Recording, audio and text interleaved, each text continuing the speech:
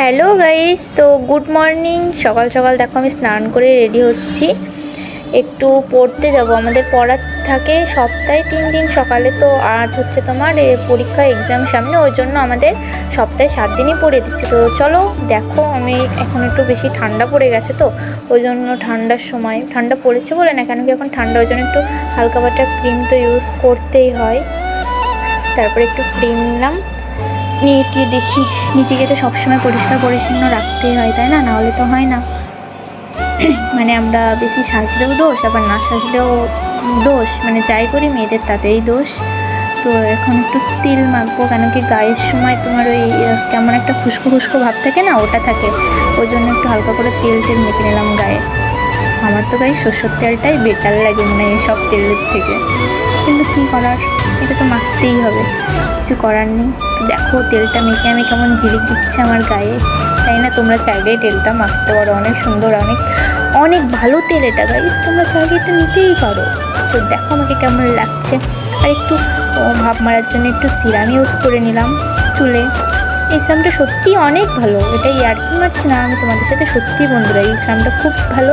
তোমরা যদি চাও তো সিরামটা ইউজ করতে পারো মাথায়, সত্যি অনেক উপকার হবে তোমাদের। আমার চুল মানে সবসময় ভীষণ আঁকড়া বাঁধে, তো এটা নিলে একদম পুরো সিল্কি হয়ে যায়। তো দেখো এই চুলটা দেখতে পাচ্ছ কেমন তেল তেলে দেখা যাচ্ছে, আর যখন তুমি বাইরে বেরোবে সবাই তোমার দিকেই তাকিয়ে থাকবে। তো দেখো কি সুন্দর স্ট্রেট হয়ে যাচ্ছে আমার চুলটা, কিন্তু আদৌ না, আমার চুল স্ট্রেট না। তো গাইস চুলে অনেক ঢং মারা হয়ে গেছে, এবার চুলটাকে তো আঁচড়াতে হবে। তো চলো আঁচড়িয়ে আসি, দেখো আঁচড়ানোর পরে কেমন হয়। চলো, এই যে গাইস আমার আঁচড়ানো হয়ে গেছে চুল। তো দেখো ভালো লাগছে আমাকে? সবাই কমেন্ট করে বলবে আমাকে কেমন লাগছে। আর তোমরা কারা কারা শীতের সময় তেল ইউজ করো আমাকে একটু বলো, আর আমার মতো যার যার সরষের তেল ভালো লাগে তারাও একটু বলো, মানে আমাকে কমেন্ট করে বলে দিও যে হ্যাঁ আমার এটা ভালো লাগে, বোনো বা দিদি যাই হোক। তো দেখো সত্যি কত সুন্দর আমি, তাই না? তারপরে তাড়াতাড়ি করে আর কি আর করবো, মা তাড়াতাড়ি করে খাইয়ে দিচ্ছে 2 গাল। দেখো 2 গাল ভাত খেতে না খেতেই আমি আবার এখনই বেরিয়ে পড়বো, কেন কি আমার খাওয়ারও টাইম নেই। ওই জন্য মাকে বললাম, মা 2 গালের মতো ভাত খাইয়ে দিচ্ছে। তাই দেখো এই 2 গাল ভাত খেয়ে আমার এখন পড়তে যেতে হচ্ছে,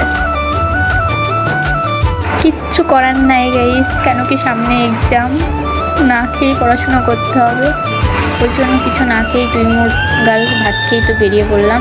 তো হ্যাঁ গাইস, তো আজকে ভিডিওটাই অবধি, টাটা, পরে ভিডিওতে